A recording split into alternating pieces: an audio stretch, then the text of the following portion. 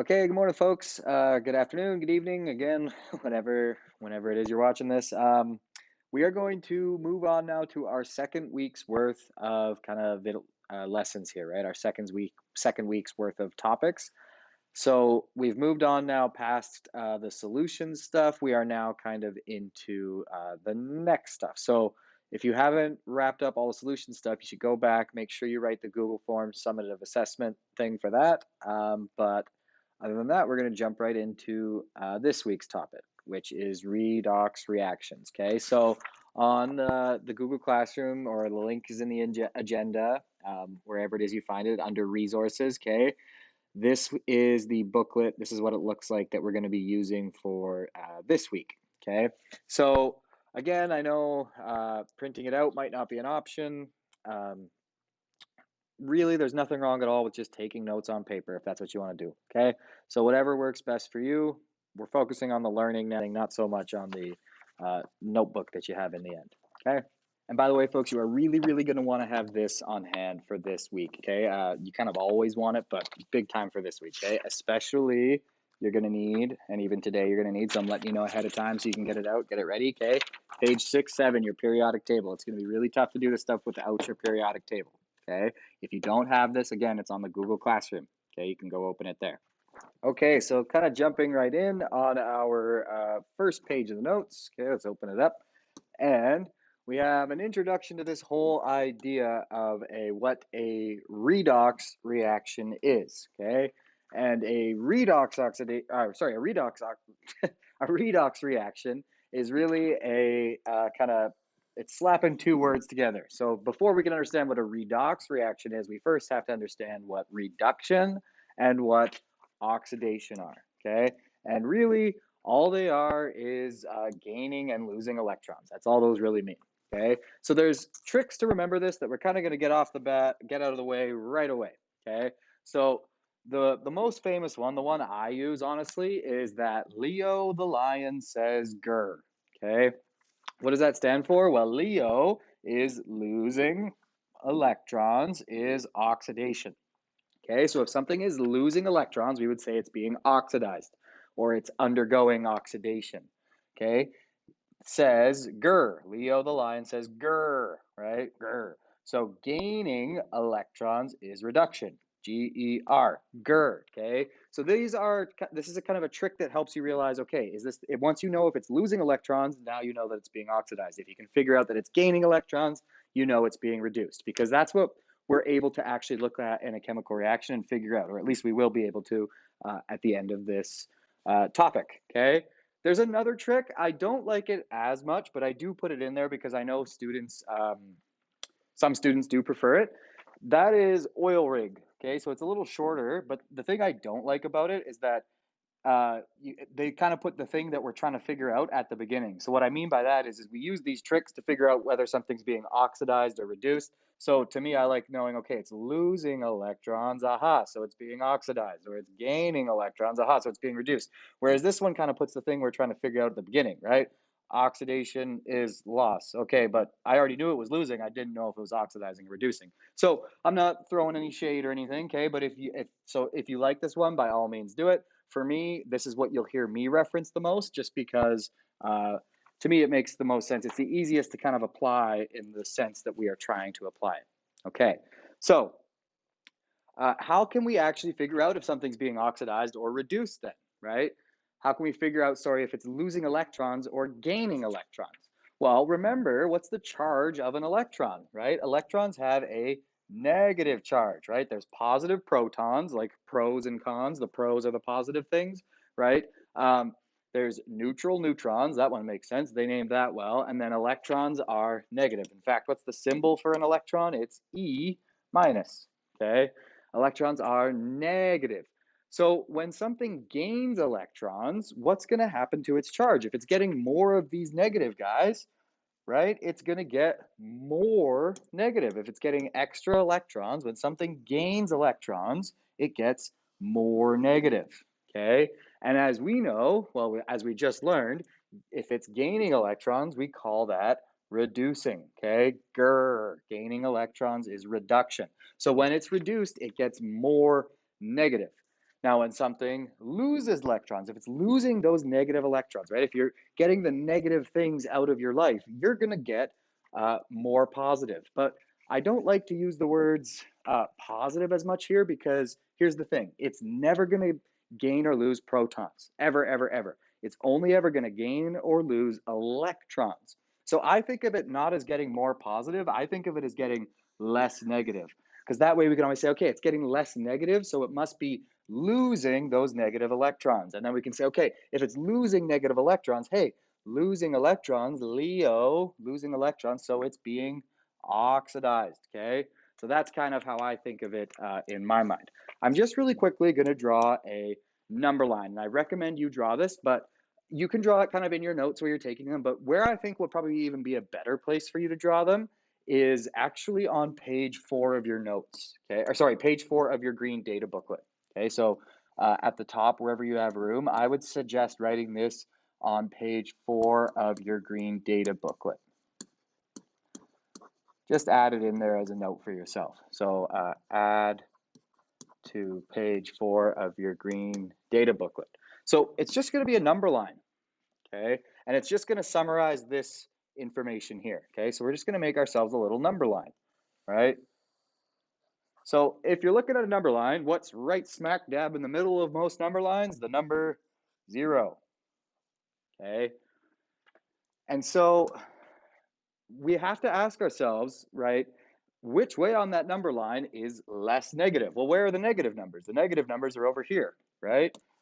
To the left of 0. This would be -1, -2, -3. Where are the positive numbers? Well, they're off to the right, right? +1, 2, 3, 4, 5 as we count up, okay? So the idea here is that if we move from this way, so if we go this way, okay, we are getting more positive, right? But I want to think of it as getting less negative, right? We're getting less negative, which means, are we gaining those negative electrons? If we're getting less negative, are we gaining negative electrons or are we losing negative electrons? Well, if we're less negative, we must be losing electrons. And as we know, if we're losing electrons, what are we? We are oxidizing, okay? Now that's true whenever you're moving any way this way, okay? So you could go from, say, -1 to 1. That's right, from -1 to 1, +1. That's getting less negative, right? You could even be already positive, right? What if you were +2 already, for example? You could get to +3. Hey, that's still getting less negative. You're still moving away from this end, right? Okay. You could even stay negative. What if you were, for example, -3 and you end up with a charge of -2? Hey, that's still getting less negative as you go from -3 to -2. That's still getting less negative. So anytime you find your number going, your charge going this way to the right on a number line, okay, you are losing electrons. You're getting less negative. And as we know, Leo, losing electrons is oxidation. Okay, what do you think that means for when you go the other way? You guessed it, right? If we go this way, now we're getting more negative. If we're getting more negative, are we gaining those negative electrons? Do we have more negative electrons or are we losing them? Well, if we're getting more negative, we must be gaining those negative electrons. Okay? And as we just learned, gaining electrons, right? Gaining electrons is reduction. Okay? And just like we did before, this could mean you were never negative, right? It says you were +3 and you just became +1. You're not negative, but you're more negative, right? You've gained electrons still, okay? This could be that you were already negative and now you're even more negative, right? That's still getting more negative, okay? So all of those are examples of reduction, okay? And all the ones we did before were examples of oxidizing. Okay, so I just want to, I'm just going to copy and kind of paste those down there. Okay, so there we go. I've just kind of copied and pasted it just to remind you that it could be anywhere along the number line, right? As long as you're moving this way from left to right on a number line, you're getting less negative, you're losing electrons, you're oxidizing. So this could be anywhere. As long as the arrow's pointed that way between your two charges, you're getting less negative, right? And same goes for reduction, right? As long as you're going this way, you're getting more negative. Even if you never actually get to be negative, you're still getting more negative, right? Okay, so let's actually see what this looks like in terms of some chemicals. Okay, so we're just going to get some practice with really nailing down what is oxidation, what is reduction, what do they look like. Okay, so for each of these, it asks us to just identify first, is oxidation or reduction occurring, and then B, how many electrons are being gained or lost. So when we've figured out whether it's gaining or losing, right? So if it's gaining, again, what's that? It's reduction. If it's losing, Leo, then it's oxidation. So once we figured that out, it's saying how many are actually being lost. Okay, so let's just start with number one. Okay, so we have that tin 4 plus becomes just regular tin, right? Tin 0. So remember, the charge here is 4 plus, the charge here is 0. So I'm going to ask you, okay, if you go from having a charge of 4 plus to having a charge of 0, did you get more negative or did you get less negative? Let's just draw in a number line that we can kind of refer to this whole time as we do this, right? So here's 0. It's asking us if we go from tin 4 plus, okay, so 4 plus, to tin with no charge, right? It's just an atom, so that would have no charge. If there's nothing written in, the charge is 0. Okay, so to go from 4 plus to 0, did we get more negative or less negative? Okay, so we went this way, right? That means we're getting more negative. Okay, if we're getting more negative, are we gaining negative electrons or are we losing negative electrons? We've got to be gaining them, right? If we're going to get more negative, we have to get more negative stuff, get more of those negative electrons. So this would be GER. I'm just going to write that up so we can remember it. Leo, okay, GER. Okay, so gaining negative electrons, this must be, for the starters, okay, this is reduction. How many electrons do you think it gained? It went from +4 to 0. What's the charge of an electron? It's -1, right? So to go from +4 to 0, it must have gained 1, 2, 3, 4, right? It must have, if it lost its charge of +4, it must have gained 4 electrons. So gained 4 electrons. Okay, number 2, we have sulfur with no charge. So that would mean charge is 0, right? It's neutral. And it becomes sulfur 2 minus, S2 minus. Okay, so I'll ask you again. If it goes from, I'll just use the blue here so we can kind of keep it separate. If it goes from 0 to 2 minus, so here's 2 minus, here's 0. This is where it started. So it went from 0 to 2 minus. Is that getting more negative or less negative? Well, here's the negative numbers down here, right? Here's the negative numbers. Whoops, here's the negative numbers. Okay, maybe I should use red because it's a little inconsistent. If it's going from 0 to -2, it's going towards these negative numbers, right? It's getting more negative. Okay, to get more negative, do you have to gain electrons or lose them? Remember, electrons are negative. So if you're going to get more negative, you're going to have to gain electrons again. So how do we know if that's oxidation or reduction? Gaining electrons is reduction, GER. Okay, so once again, we have reduction. All right, how many do you think it gained? It went from 0 to 2 minus. How many electrons would that take to go from 0 to 2 minus? Well, -1, -2, right? So it must have gained, in this case, 2 electrons. Okay, now this guy here, calcium, just plain old calcium, solid calcium, right? Notice there's no charge written in, so that means its charge is 0, became calcium 2 plus.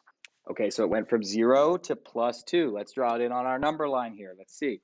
So if it goes from 0 to, let's say 1 plus 2, okay, it started with a charge of 0 and it ended up with a charge of +2. Is that getting more negative or less negative? Right? It's getting more positive, which is the same as getting less negative, right? And why are we always saying more or less negative? Because it's always the electrons that are being gained or lost, and they are negative, right? So we should start thinking about things in terms of getting more or less negative. Okay, good. So it's getting less negative.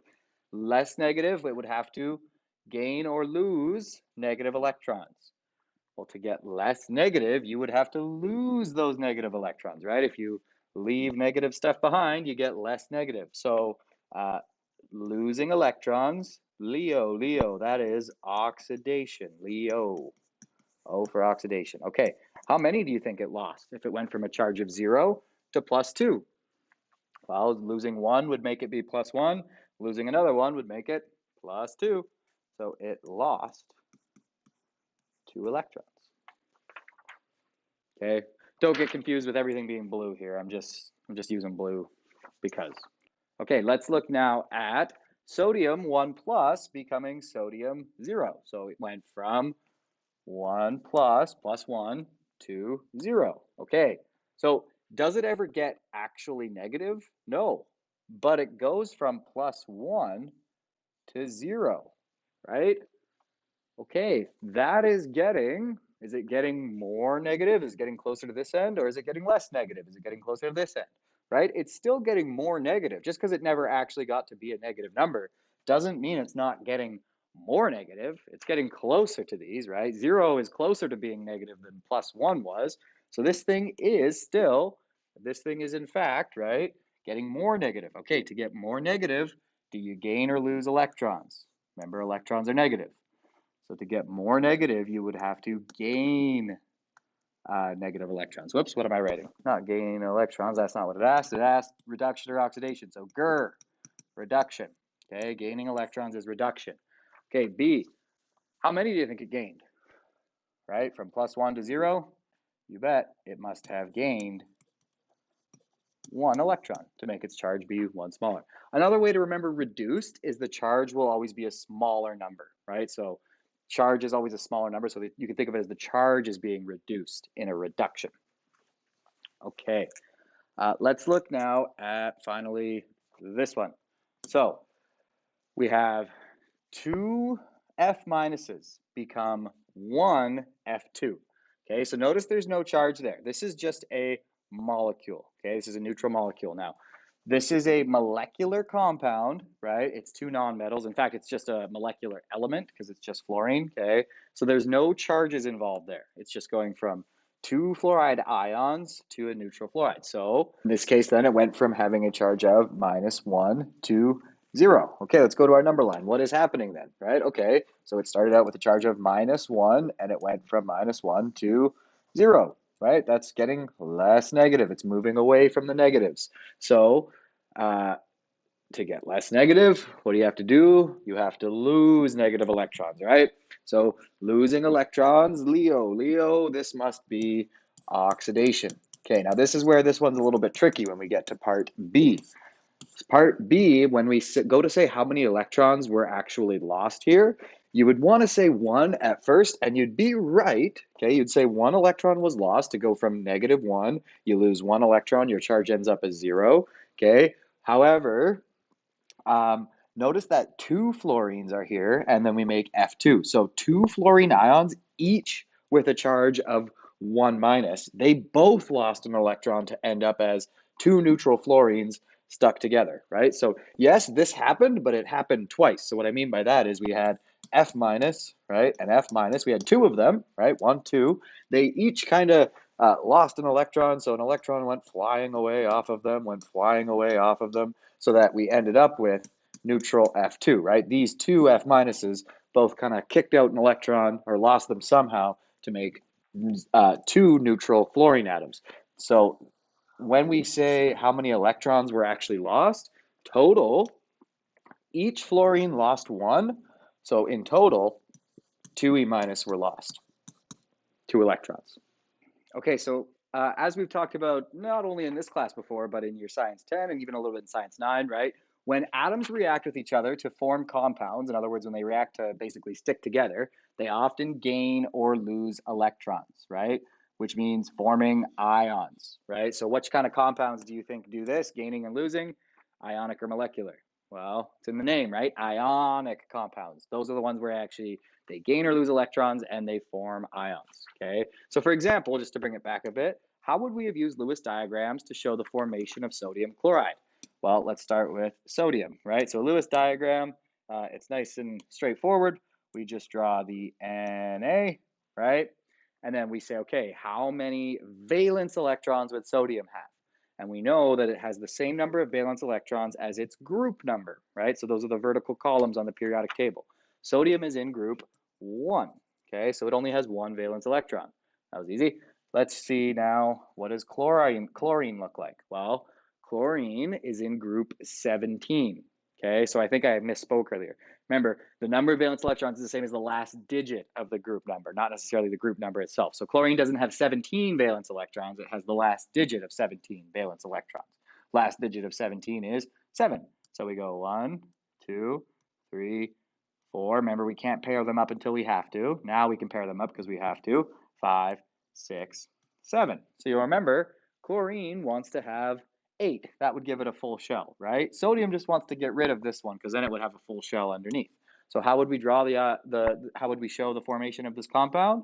Sodium could give its lonely electron, it could give its 1 valence electron to this lonely one here. And then chlorine would have 8, sodium would have a full shell underneath. We would draw it like this, right? We would say sodium plus, and we could say Cl 1, 2, 3, 4, 5, 6, 7, 8 minus. That would be sodium chloride, right? And now, why do they stick together?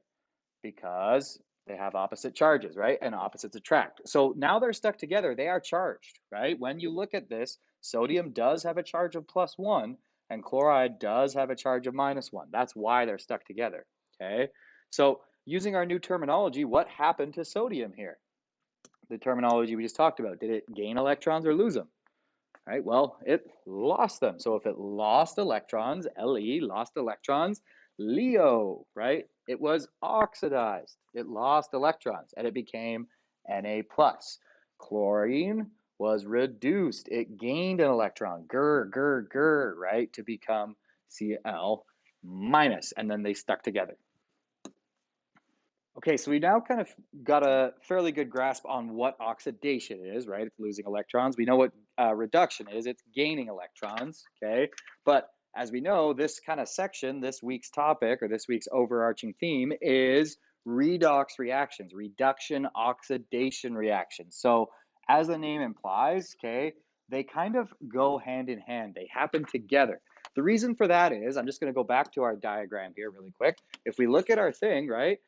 Chlorine has to gain an electron to be reduced. Sodium has to lose an electron to be oxidized. Those rely on each other, right? Chlorine needed sodium to be oxidized so it could be reduced. It needed sodium to lose that electron so it could gain one. And the same goes for sodium. It couldn't lose an electron if chlorine wasn't gaining an electron. They go hand in hand. You can't separate those ideas, okay? So one electron was transferred from sodium to chlorine, but if something's reduced, okay, something else must be oxidized, right?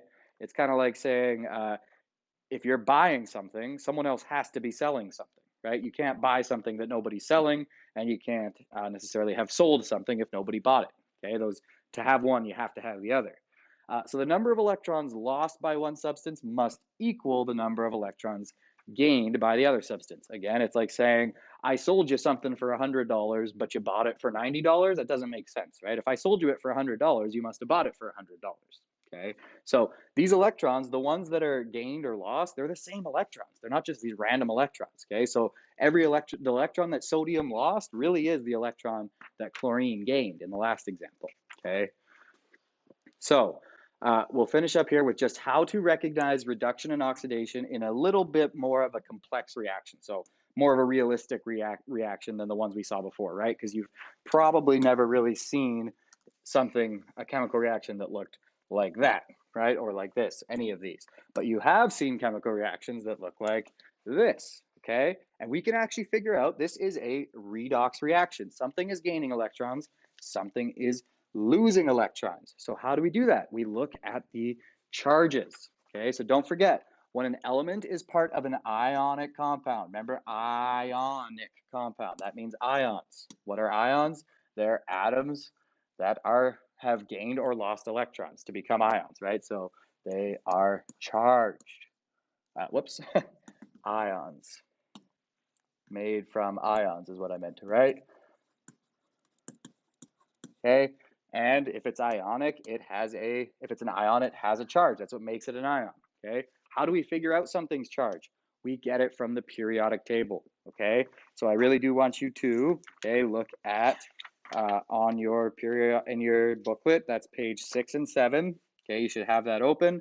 If you don't have a copy, okay, if you didn't bring your green booklet home, there is one in the Google Classroom, okay? So you can download it there, or yeah, not even download, it's just a link. So please, you need to have your periodic table out for this whole unit, really, okay? But especially this week's stuff, okay? So for example, if I was to ask you what's the charge of sodium from the last example when it's in a compound, well, you already know it's +1 because it gave up an electron, but you can also just check on the periodic table. Notice if you look in group 1, sodium has a charge of +1, right? So it's going to be important that you're able to follow along with your periodic table and see where all these numbers are coming from, all these charges are coming from, okay? So just a reminder again, when an element is by itself, it's neutral and it has a charge of 0, okay? So if it's by itself, it's an atom, right? And it's neutral, it does not have a charge. So now we can look at more complex reactions and determine what is being oxidized and what is being reduced. So how are we going to do that? Well, we're just going to go through, look at everything's charge before, right? You can kind of think, remember, in a chemical reaction, this simulates what's there before, right? And then what's there after the reaction happens. So the arrow is saying you start with this and then we make this. We call this the reactant side. That's what's going to react. And we call this the product side. That's what's going to be produced. So it's like a before and an after. So if we look at what everyone's charge was before and then look at what everyone's charge was after, we can figure out, hey, who gained electrons? Who lost electrons? So how I approach these is I honestly just go in one at a time and figure out what happened to each thing in there, okay? So I'm going to start with, let's start with K, because it's the first one I see. Okay, so I'll just do some color coding here. K, what's its charge? Now, don't get fooled. There's no number here, right? But this is part of an ionic compound, KBr. That's a compound, okay? Which means this isn't just plain old neutral K, right? This is K plus stuck to Br minus, right? So this is like the kind of like sodium chloride from the last one, except instead of sodium, potassium, and instead of Br, oh, sorry, instead of Cl, it's Br, right? Bromine instead of chlorine, okay?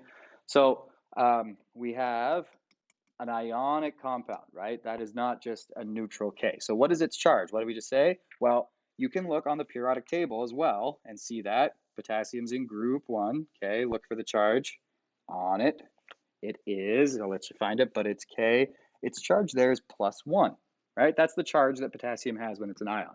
So now do the same for bromine. What's the charge of bromine when it's in a compound, right? Not when it's by itself, when it's in a compound. So when it's in a compound, you can see bromine would have a charge as an ion of -1, okay? Now look at this thing. This is sodium. This is just sodium by itself. It's just solid sodium, right? This doesn't have a charge, right? And no, it wouldn't. It would have, well, it would have a charge, but its charge is 0, right? So I guess, no, it doesn't have a charge. But over here now, sodium bromide. Okay, so now sodium is part of an ionic compound. It's part of sodium bromide. So it would have its ionic charge, right? And what is sodium's ionic charge? Well, that hasn't changed from last time. That's still +1. Okay, or last example, it has changed in this reaction. I just mean from our sodium chloride reaction, it hasn't changed. Okay, and then bromine, again, bromide has a charge now of, well, it's still part of a compound, right? So when bromide, if you look at your periodic table for bromine, okay, as part of an ionic compound, it has a charge of -1. And so now if we look at potassium, okay, right, it now is by itself, it's completely neutral, it's just an atom of potassium. So that has a charge of 0 now, okay? Whoops, I did my bad job of color coding. That should be blue. Sorry, I was trying to keep it color coded based on element to element. So K being red, sodium being blue, and bromine being purple. Okay, so now what I do is we look at them. Okay, so I'm just going to connect them. What happened to potassium? It went from +1 to 0. Okay, what happened to bromine? It went from -1 to -1. What happened to sodium? It went from 0 to +1. Okay, so we're just saying what happened to each guy here. So potassium went from +1 K to 0. Let's just kind of figure out what that means. So K went from +1 to 0. So on a number line, right, that would be going this way, right? +1 to 0. So is that getting more negative or less negative? Well, more negative, right? It's going towards the negative numbers. So that's more negative. Okay, it's getting more negative. Do you have to gain negative electrons or lose negative electrons to get more negative? You got to gain them, right? If you gain negative stuff, you get more negative. Gaining electrons. Okay, now I'm going to write it again so we can always remember. Leo, grr. Leo the lion says grr. Okay, gaining electrons. Gaining electrons. Grr. Gaining electrons is reduction. Okay, so what's being reduced? Potassium is being reduced. K is being reduced. Okay, we are going to get to what bromine is called, but notice how bromine doesn't change. Okay, that's a topic for another day. Right now, we're focusing on what is oxidation and reduction. So for now, we just won't worry about bromine because notice how it starts with a charge of -1, ends up with a charge of -1. For now, let's just not worry about that, but we can hopefully tell that that's being neither oxidized nor reduced. Okay, and there is a name for that, but that's for tomorrow's topic. Okay, let's look at sodium though. You could probably figure it out by a process of elimination, but sodium went from 0 to +1. Okay, so that's going this way on a number line now, right? 0 to +1, is that gaining negative electrons? Sorry, is it getting more negative or less negative? Well, it's getting less negative, right? Going from 0 to +1, that's getting less negative. To get less negative, do you have to lose negative electrons or do you gain negative electrons? If you're going to be less negative, you're going to have to lose those negative electrons, right? And Leo, losing electrons is oxidation. So what was reduced? Potassium. What was oxidized? Sodium. Okay, we'll just try one more. So here we have copper chloride, CuCl2, plus 2 aluminums makes 3 coppers and 2 aluminum chlorides. So nothing really changes here because there are coefficients. We're still just looking at the charge of everything involved. Okay, so let's look at copper. We've got copper here. What is its charge? Okay, copper will have 2 charges listed on the periodic table. You notice there's copper 2 plus and copper 1 plus. So let's start with the nonmetal because nonmetals can only ever have 1 charge, and then we can figure out what the charge on copper must be, right? Either way, though, copper is going to have a positive charge, which is kind of the important thing. But notice chlorine only has 1 charge. Chlorine is always -1 when it's in a compound, right? So since it's in a compound here, it's stuck to something else. It must have a charge of -1. But what about copper? Okay, if we look at copper, if there are 2 negative chlorines, 2 -1s here balancing with this 1 copper, right? So 2 -1s come from these chlorines because there's 2 of them. What must be the charge of this 1 copper then to balance out? Well, to balance out, it must have a charge of +2, right? Which is an option for copper. So that must be what copper is. It must be copper +2, not copper +1.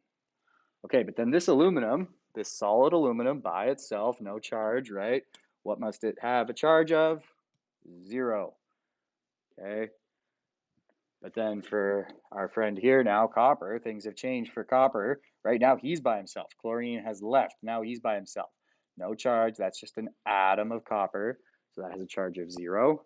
Okay, and again, things have now changed for aluminum, right? Aluminum went from having a charge of 0 to now being a part of this compound. So we need to check what would aluminum's charge be in this compound. Well, there's only 1 charge listed for aluminum on the periodic table. And we also know that since chlorine has a charge of -1, aluminum, right? If it takes 1 of them to balance with 3 chlorines, then aluminum must have a charge here of +3, okay? Or you could just read that off the periodic table because there's only 1 charge for aluminum anyway. Okay, so again, like before, we'll make our nice little kind of rainbow here. So what did copper do? It went from +2 to 0. Okay, what did chlorine do? It went from -1 to -1. Okay, we'll talk about what that means again in the next topic. And aluminum went from 0 to +3. So let's just figure out one at a time what happened to them. So if copper, actually let's start with aluminum this time. Aluminum went from, again, it went from 0 to +3. 0 to +3.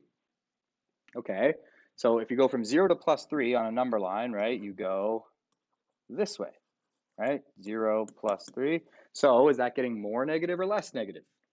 Well, it's moving away from the negative numbers, right? So that is less negative. All right, to get less negative, do you want more negative electrons or fewer negative electrons? Do you want to lose those electrons or gain them?